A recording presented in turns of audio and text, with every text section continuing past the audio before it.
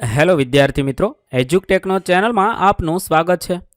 આજે આપણે શીખીશું ધોરણ 6 વિષય સામાજિક વિજ્ઞાન પાઠ 16 સ્થાનિક સરકાર. પાઠ 16ના સ્વાધ્યાયના પ્રશ્નોના જવાબની અહીં આપણે સમજ મેળવીશું. તો ચાલો શીખીએ પાઠ 16 સ્થાનિક સરકાર.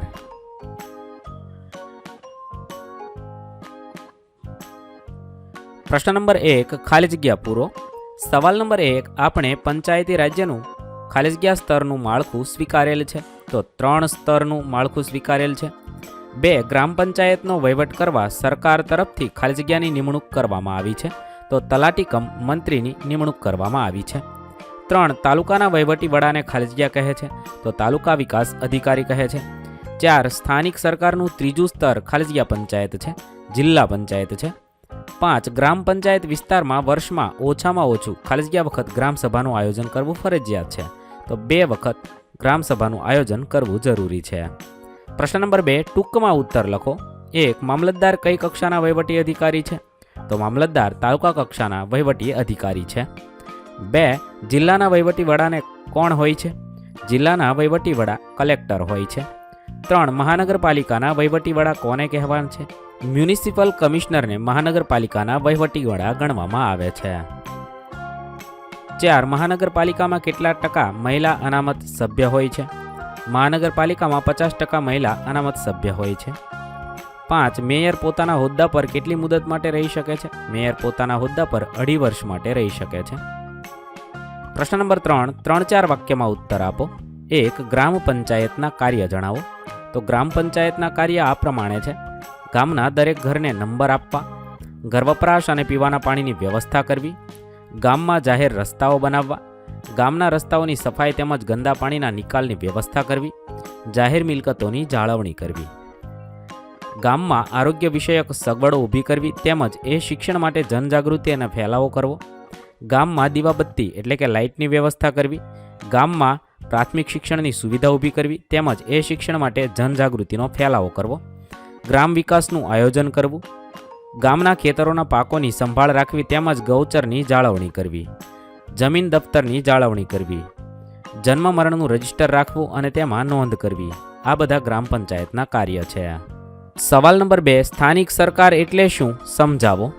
પંચાયતી રાજમાં સ્થાનિક સરકાર 1 ગ્રામીણ પ્રશાસન તો ગ્રામ પંચાયત, તાલુકા પંચાયત, જિલ્લા પંચાયત અને શહેરી પ્રશાસનમાં નગરપાલિકા અને મહાનગરપાલિકા છે. સ્થાનિક કક્ષાએ લોકો મતદાન દ્વારા પોતાના પ્રતિનિધિઓ ચૂંટે છે. એ પ્રતિનિધિએ તે સંસ્થાનો વહીવટ કરે છે. તેને સ્થાનિક સ્વરાજ્ય કહેવામાં આવે છે. આ પ્રકારની સંસ્થાઓ સ્થાનિક સ્વરાજ્યની સંસ્થાઓ કહેવાય છે. ગ્રામ પંચાયત, તાલુકા પંચાયત અને જિલ્લા પંચાયત એ ગ્રામીણ સ્થાનિક સ્વરાજ્યની સરકાર છે. નગરપાલિકા અને મહાનગરપાલિકા એ શહેરી સ્વરાજ્યની સરકાર છે. તલાટી કમ મંત્રી કયા કયા કાર્ય કરે છે? તલાટી કમ મંત્રી આ કાર્ય કરે છે. પહેલું, તે ગ્રામ પંચાયતનો વહીવટ કરે છે. તે કરવેરાની વસૂલાત કરે છે. તે ગ્રામ પંચાયતના અહેવાલ, પત્રકો અને અંદાજપત્ર તૈયાર કરી તેના હિસાબો રાખવાનું કામ કરે છે. તે ગ્રામ પંચાયતના કાર્ય છે. પ્રશ્ન નંબર 4 ટૂંક નોંધ લખો. મહાનગરપાલિકાના કાર્ય વિગતે લખો. મહાનગરપાલિકાના મુખ્ય કાર્યો આ પ્રમાણે છે. પહેલું, જાહેર સ્વચ્છતા અને જાહેર આરોગ્યની જાળવણી કરવી. શહેરના લોકોને પીવાનું ચોખ્ખું પાણી પૂરું પાડવું. ગંદા પાણીના તેમજ વરસાદી પાણીના નિકાલ માટેના ગટર આયોજનની વ્યવસ્થા કરવી. શહેરમાં સાફ સફાઈ કરવી તેમજ ગંદા કચરાનો નિકાલ કરવો. 5 પાકા રસ્તાઓ તૈયાર કરાવવા, સમારાવવા અને તેને સ્વચ્છ રાખવા. શહેરના રસ્તાઓ પર દીવાબત્તી એટલે કે સ્ટ્રીટ લાઇટની વ્યવસ્થા કરવી. પ્રાથમિક શિક્ષણનો પ્રબંધ કરવો. આગ બુઝાવવા માટેનું તંત્ર એટલે ફાયર બ્રિગેડ ઊભું કરવું. જન્મ મરણ તેમજ લગ્નની નોંધ રાખવી.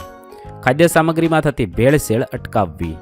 જાહેર દવાખાના, અસ્પતાલો, પુસ્તકાલયો, ક્રીડાંગણો, બાગબત્તીમાં વગેરે બાંધવા તેનું સંચાલન કરવું.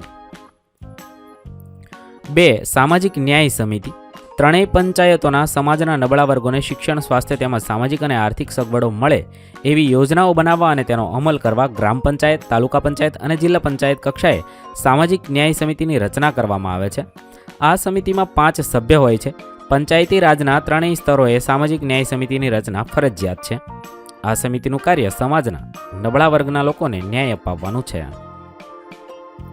3 પંચાયતી રાજમાં જિલ્લા કલેક્ટરની ભૂમિકા. 1 કલેક્ટર સમગ્ર જિલ્લાના વહીવટી વડા છે. તે જિલ્લાના ન્યાયાધીશ અને જિલ્લા ચૂંટણી અધિકારી તરીકેની પણ કામગીરી બજાવે છે. તે જિલ્લા સ્તરે બધા વિભાગોના કામોનું સંકલન અને સંચાલન કરે છે. તે સમગ્ર જિલ્લાના વિકાસ માટે બનેલી જિલ્લા આયોજન સમિતિના સચિવ તરીકે કામ કરે છે. તે ગ્રામ પંચાયતના સભ્યોની સંખ્યા નક્કી કરે છે. 6. તે ગ્રામ પંચાયતની અનામત બેઠકોની ફાળવણી કરે છે. 7. અનુસૂચિત જાતિ, જનજાતિ, સામાજિક અને શૈક્ષણિક રીતે પછાત વર્ગના લોકો તથા મહિલાઓ માટે સરપંચનો હોદ્દો અનામત રાખવાનો નિર્ણય કલેક્ટર કરે છે. ખરેખર પંચાયતી રાજમાં જિલ્લા કલેક્ટરની ભૂમિકા ખૂબ જ મહત્વની છે. અહીં આપણા પાઠ 16ના પ્રશ્નોના જવાબ પૂર્ણ થશે. વિદ્યાર્થી મિત્રો, ધોરણ 6ના સામાજિક વિજ્ઞાન વિષયના તમામ પાઠના પ્રશ્નોના જવાબના વિડીયો આપણી ચેનલ પર ઉપલબ્ધ છે, જે તમે ધોરણ 6 સામાજિક વિજ્ઞાન નામના પ્લેલિસ્ટમાંથી મેળવી શકો છો. પ્લેલિસ્ટની લિંક વિડીયોના ડિસ્ક્રિપ્શનમાં આપેલી છે. થેન્ક યુ દોસ્તો. એજ્યુકટેકનો ચેનલ તરફથી વિડીયો નિહાળવા બદલ આપનો આભાર.